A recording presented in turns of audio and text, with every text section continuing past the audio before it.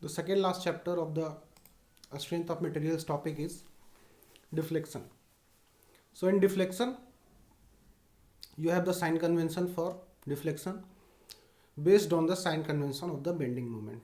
Okay, as per the bending moment, you have the sign convention of the deflection also. Okay, so bending moment sign convention has been explained earlier also.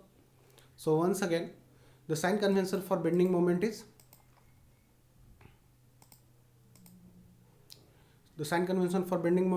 if you are taking from the right hand side. Okay, so this is the right hand side. So if you are taking from the right hand side, then this anti-clockwise bending moment is the positive one. Okay, so this is anti-clockwise, so this is the positive one if you are taking from the right hand side. If you are taking from the left hand side, okay, if you are coming from the right hand side, then the sign convention for bending moment is clockwise. Okay, so clockwise is the positive one. Okay, so as you can see, this is the sign convention for bending moment is if you are taking from the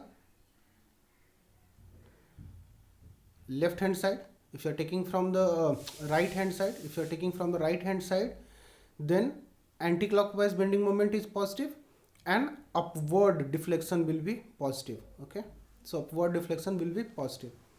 And if you are taking from the left hand side, okay, so this is the left hand side, so if you are taking from the left hand side, then this clockwise movement, okay, so this clockwise movement will be the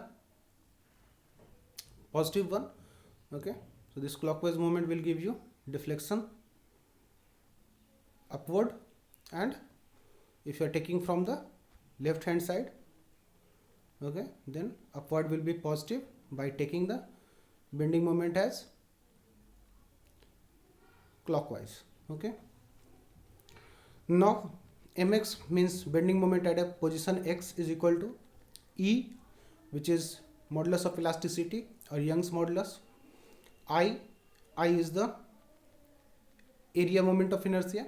Okay, area moment of inertia. D square by y into dx square means double differentiation of the deflection with respect to x. X is the along the length. X is 0 at the fixed end. Okay, so x is 0 at the fixed end in the case of cantilever beam. Okay, as I have mentioned, in simply supported beam deflection is 0 at both ends, and in simply supported beam in cantilever beam at the fixed end both slope and deflection is equal to 0. Okay, free end, and as you move forward then length will increase. Okay, so mx is equal to ei into d square by dx square. Now if you integrate this part one time, okay, then mx has been integrated one time, and this has given one constant c1 because indefinite integral gives a constant. Okay, if it had been a definite integral, then this constant would have been absent, but we are taking a indefinite integral. Okay, so indefinite integral of mx dx plus c1 is equal to, means definite integral for first time of mx plus c1 is equal to e into I into d by dx. Okay, now once again integrating it once again, the indefinite integral one more time.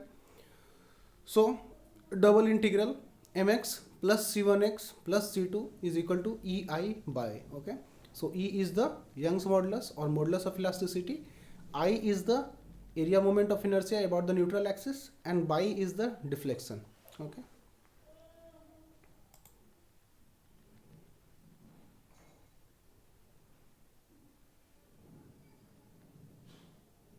now this is a fixed beam. This is a cantilever beam. So cantilever beam is fixed to the wall. Okay, so A is the fixed support and B is the free end. Okay, so in fixed support, okay, in cantilever beam at position A, which is the fixed end, okay, means at the fixed support, okay, A is the fixed end, means at the fixed support you have slope is equal to 0 and deflection is equal to 0. Okay, this will be the boundary condition in all the problems that you will solve. So these are the boundary condition, that in the fixed support you have slope at the fixed end is equal to 0 and slope at the and deflection at the slope at the fixed end is equal to 0 and deflection at the free end is equal to 0. Okay, also theta b is the free end, this has been the fixed end. Okay, so a is the fixed end and at fixed end we have slope is equal to 0 and deflection is equal to 0. Now at the free end b, so at the free end b, theta b is not equal to 0 means slope is not equal to 0 and delta b is not equal to 0 means deflection is not equal to 0. Okay, in simply supported beam, okay, so in simply supported beam, okay, so this is the hinged part and this has been fixed and this is a roller support. Okay, so in simply supported beam you have deflection at both end. Okay, whether it's a or b, slope is not equal to 0. Okay, so slope is not equal to 0 at these points. Okay, because these are the hinged points. Okay, so hinged point will get rotated. Okay, even though it's fixed, but it will allow the bending. Okay, so it will have some slope at a and at b. Okay, so slope is not equal to 0 at a and slope is not equal to 0 at b. Okay, however the deflection at both the supports end. Okay, so at both the ends, both has been hinged or pinned. Okay, hence deflection will be 0. Okay, so there will be no deflection, but at a and at b there will be a slope, hence slope is not equal to 0. Now to find the deflection we have few methods that we follow. Like in cantilever beam we use area moment method. Okay, so in area moment method you have to find the bending moment first. Okay, now when you find the bending moment diagram, then this bending moment diagram will come like this. Okay, how this come like this? Because at the fixed end you will have the highest bending moment and at the free end you will have the zero bending moment. Okay, so at the fixed end you have the highest value and at the free end you have the 0. Okay, bending moment is equal to 0. So this is the figure, that if you have a figure like this. Okay, so this is the curve of degree n with increasing slope. As you're moving from here to means the free end to the fixed end, the slope is increasing. Okay, and this is another type of bending moment diagram, or this is the area. Okay, so if the area is like this, that the curve of degree n is of decreasing slope. Okay, so in both the cases this is the height and this is the base.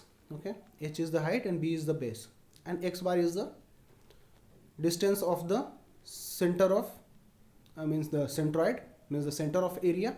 Okay, so centroid is at a distance x bar. Okay, so in this type of diagram, if you have a diagram like this, then area will be equal to bh by n plus 1.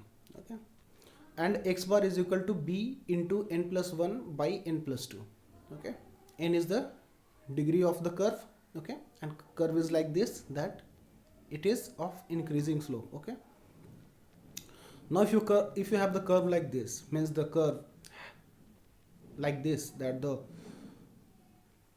these two are perpendicular to each other and this is a curve of in decreasing slope. As you move forward the slope is decreasing. Okay, so if you have a area like this, then area will be equal to n into b into h by n plus 1. Okay, so n is the degree of the curve and x bar, that is the distance of the centroid, is equal to b by 2 into n plus 1 by n plus 2. Okay, so now you can see here that this area is of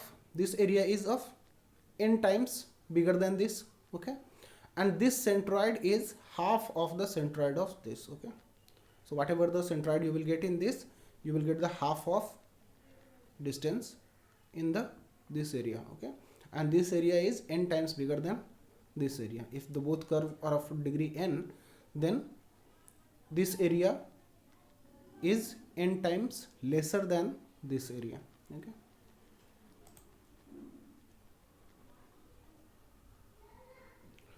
Now in the area moment method, first we have to draw the bending moment diagram of the cantilever beam, okay, whose shape as I have shown you in the previous one. Okay, so according to that shape you will get a bending moment diagram. Okay, now in that bending moment diagram, whatever ordinates that you get, so divide that bending moment at each point by EI value. Okay, so E is the Young's modulus or modulus of elasticity, and I is the area moment of inertia about the neutral axis. Okay,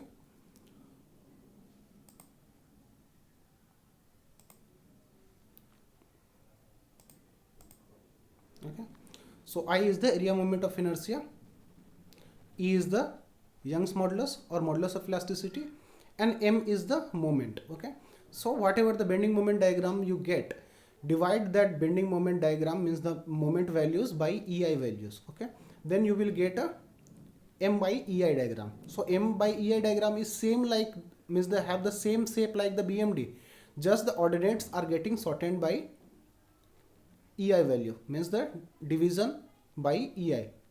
The bending moment has been divided by EI at each point. Okay, so the bending moment diagram has been converted into M by EI diagram. Now area under M by EI diagram from A to B. So A is the fixed end and B is the point at which you have to find the slope or deflection. Theta is the slope and bi is the deflection. Okay, so slope theta B minus theta A is equal to area under MI diagram from A to B. Okay, and summation of AI into x bar I under MIEI diagram from A to B is equal to deflection at that point. Okay, theta B minus theta A. Okay, so this is summation of AI into x bar I. Okay, AI is the area of the ith portion and x bar is the distance of the centroid of that portion from the free end. Okay, so area is the area between fixed end and at the given point, that you have to understand this. Then this AI, so AI is the area between the fixed end, okay, not the free end but the fixed end at the given point, and x bar has been measured from the free end. Okay, so x bar is measured from the free end but area is computed using the fixed end. Okay, so this is the point that you must understand, that area between the fixed end and the given point, and x bar is the distance between the centroid and the free end. Okay, so fixed end and free end. Now conjugate beam method. So conjugate beam method is used for simply supported beam. In this also, first we have to find the BMD, draw the BMD, bending moment diagram, then divide all the ordinates by EI value, means make the M by EI diagram for this BMD. Okay, nothing like you have a base.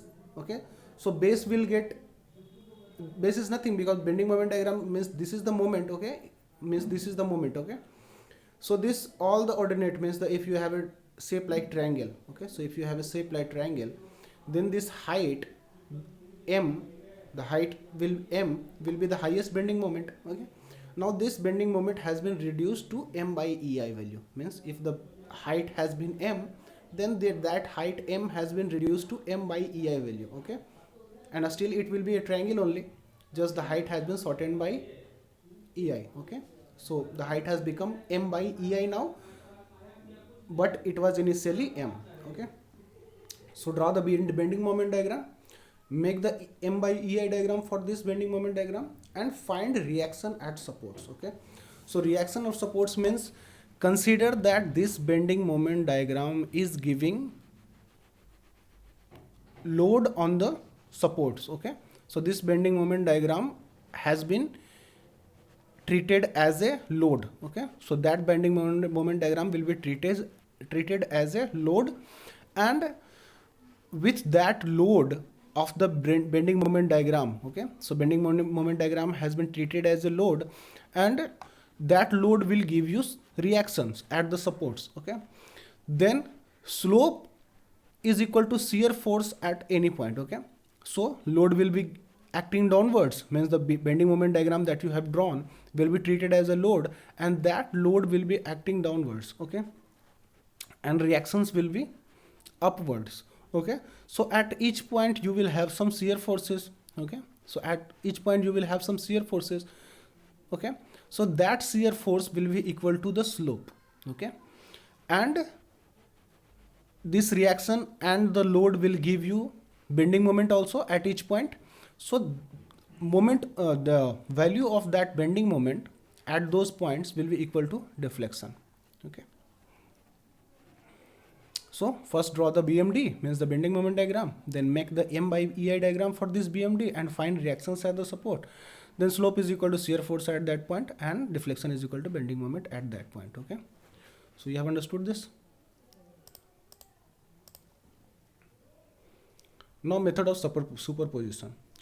So this method of superposition is used for cantilever, propped cantilever or continuous beams. Okay, so in this, deflection at any point is equal to summation of deflection of individual forces or loads at that point. Okay, so you have to find deflection at any point, then deflection at that point is equal to summation of all the deflection caused by different forces on that beam.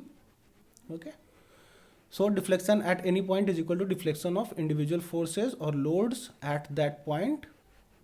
Okay, so all different forces will be acting on the beams, and the deflection due to all those forces will give you deflection at that point. Okay, slope at free end is equal to summation of all slopes. Okay, so at each point loads will be acting. Okay, and different theta values at each point you will be getting. Okay, so at each point you will be getting some theta values at each load that you are applying. Okay, so each load you will have some theta value.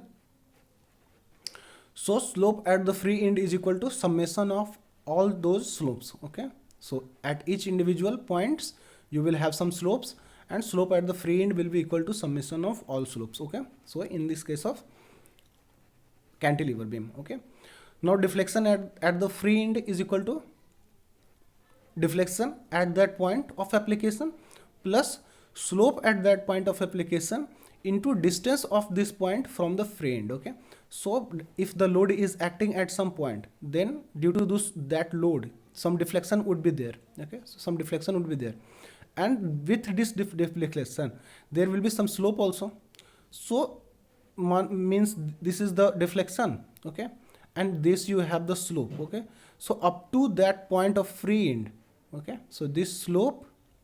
Okay, so this slope and distance of this, the point of application of the load from the free end is equal to deflection at the free end, means deflection at the point of application plus slope at the point of application into distance of this point from the free end. Okay,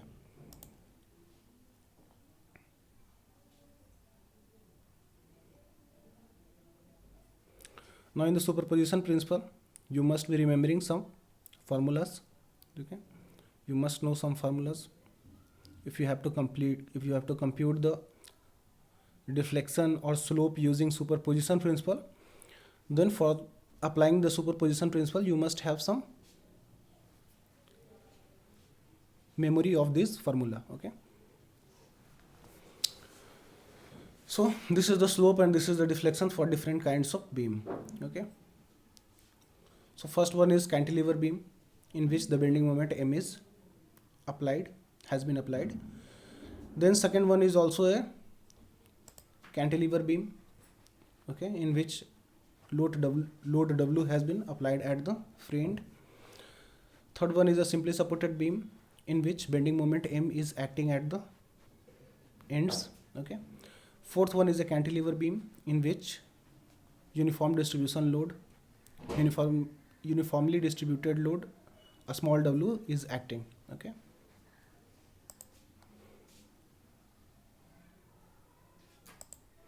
Fifth one is once again a simply supported beam in which the weight capital W is acting. Sixth one is a cantilever beam in which the uniform varying load having highest intensity at the free end as a small w is acting. Seventh one is once again a simply supported beam in which UDL is acting. Eighth one is a simply supported beam in which UVL is acting and W is the magnitude of the highest load at the center. Ninth one is a fixed support beam in which capital W point load is acting. Okay, and 10th one is a fixed support in which UDL is acting in the full span. Okay, so in all these values you can see that with bending moment you have a L value, with a point load W you have a L square value, and with the UDL or UVL you have a L cube value in the slope. Okay, and in deflection you get multiplied by this number. Okay, so if in slope you have L, in deflection you will have L square. If in the slope you have L square, then in deflection you will have L cube. Okay, in deflection if you have cube value, then if in slope you have the cube value, then in deflection you will have the L4 value. Okay, now as per the applied load you have the values of theta and deflection. Okay, now to remember this formula you have to remember these patterns. Okay, so 1 2 2 3 2 8 6 8 16 48 24 30 24 5 by 384.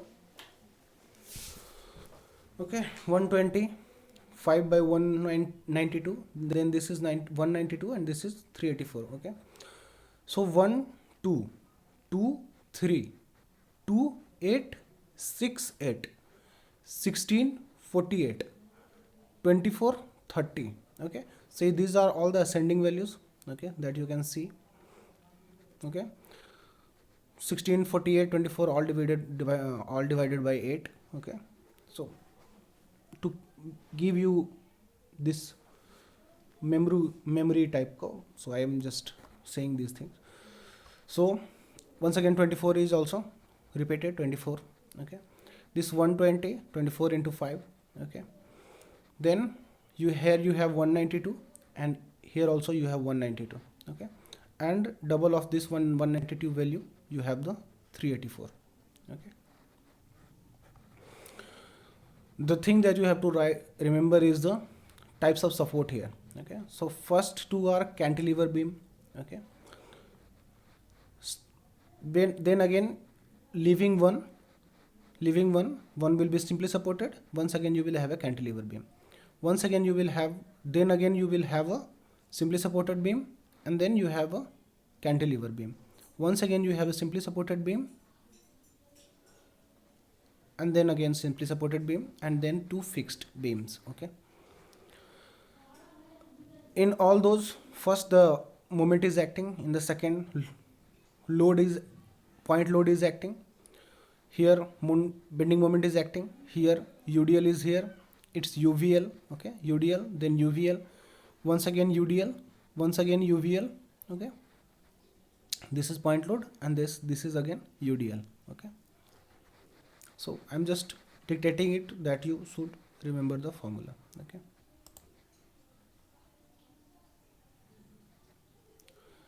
Maxwell reciprocal theorem. Okay, so Maxwell reciprocal theorem is valid, or you can use it for just deflection and not slope. Okay, you can compute deflection using this formula, means this theorem. Okay, but it is not applicable for the slope. Okay, so what is Maxwell reciprocal theorem? So deflection at point P due to load at Q, if the load is had been acting at Q, then deflection at point P is equal to deflection at Q. Okay, deflection at Q due to same load at P. Okay, so if the P is acting here and it will give some slope at this Q, okay, then this if the load had been acting at point Q, then that load will give the same deflection, not slope. Okay, so same deflection at point P. Okay.